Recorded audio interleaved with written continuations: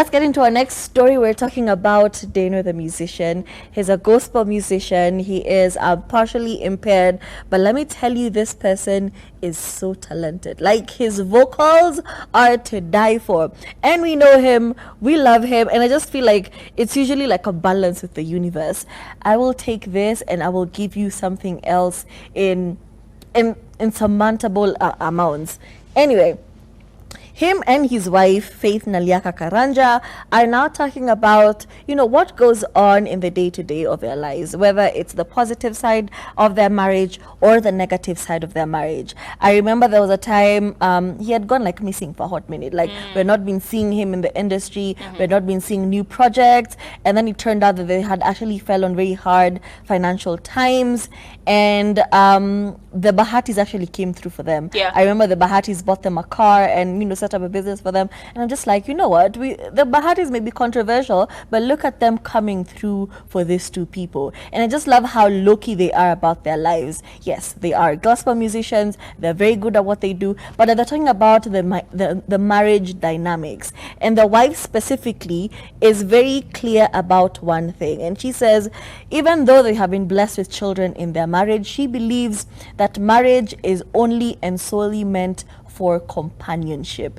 If a child comes from this companionship, well and good. But marriage, the good side of my marriage is that you get a companion, you are no longer alone, and you share love and you tackle things together. Kuna ile true love and trust that you build in each other. The joy of marriage, yes, there are babies that you get for each other, but the sole joy is companionship. And she goes on to encourage people who feel pressure that you've just gotten married and you don't have children and everyone is asking you this question. She just says marriage is meant for companionship. If children come out of it, well and good. But let's not forget that marriage is just meant for, as in, it's just your person. You have your person and things are good, things are flying smoothly. However, she says there are difficult sides when it comes to their marriage, and the one she highlighted the most was lack, or rather not having the money that you need to do certain things. And she says it has been challenged, and she even took accountability for some of it and said at the beginning of their marriage she's solely dependent on her husband to be the provider. He was always having a show here, a gig here, money, music is coming in, but when it dried up a bit, she now felt compelled to now contribute financially to the household. And she says it was a huge adjustment because she was already accustomed, like for 5 years, to a certain way of life where her husband was coming through, he was not complaining, and now here he is not booking as many shows as he can, and things were rough for a hot minute. However, she says she went back to catering school, got her gig, and now she can sustainably sustain them, and she's happy about that. And it's just nice to see that dynamic going on. Just a very unproblematic gospel couple, and I feel like that is something we are lacking, especially more specifically in that sector, in the gospel industry, because the main ones, the people who are supposed to like set the standard for what couples in love who are huge in religion are, the examples are not it. We have Millie and Kabiwa Jesus. That cannot be the example of we are musicians, we are artists, we are content creators, but we're also super religious. That cannot be the bar. We have Size 8 and DJ Mo.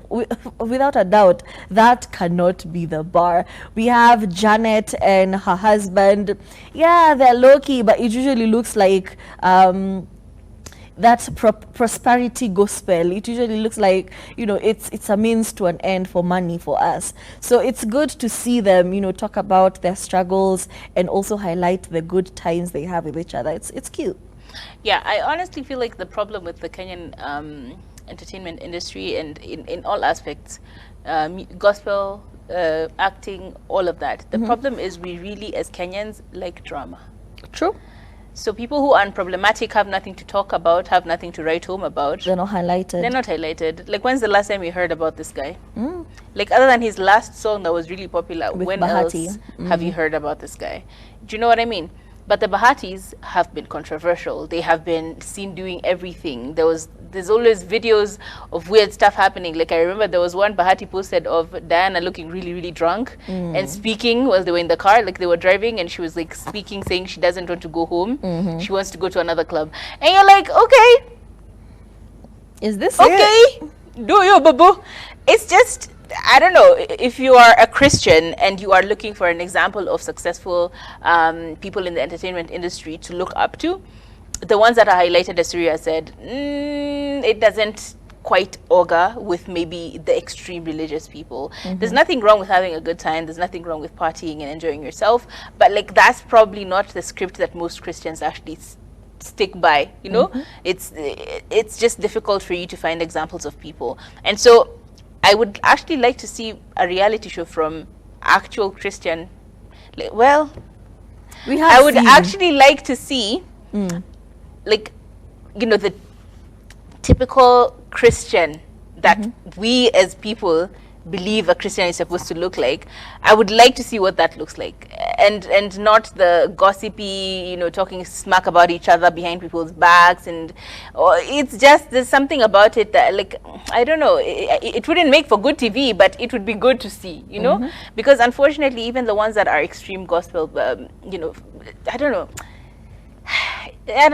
there's just something there that's missing. I don't know what it is. Maybe it's difficult, and let's not blame Christianity or religion. Religion is good.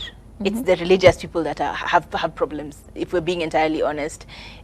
We just need better examples of people who actually live by, you know, drink water and preach wine. No. You drink water and you drink wine. I mean, sorry. You preach wine and you drink wine, or you preach water and you drink water. Do you know what I mean? Don't try and make it controversial or complicated. Either way, we're happy to see they're doing well. Good for them. And I love that aspect that they take of companionship and marriage, because honestly, in the vows, no one ever tells you for children and for other children. Like, it's like, have you ever heard anyone in the vows saying to, you know, it's usually for better, for worse, richer, poorer. There's never any mention about children, right? So we talk about money, but we never mention children, which means ultimately it's not necessarily for everyone to follow through in that way. So I appreciate that they're open and honest about it, because a lot of people then end up speculating, like, why aren't you getting children, yada yada. They've made it clear where if children come, amazing. If not, we're still good. We're still happy. We're still in love. We're still a couple regardless. I love it for them.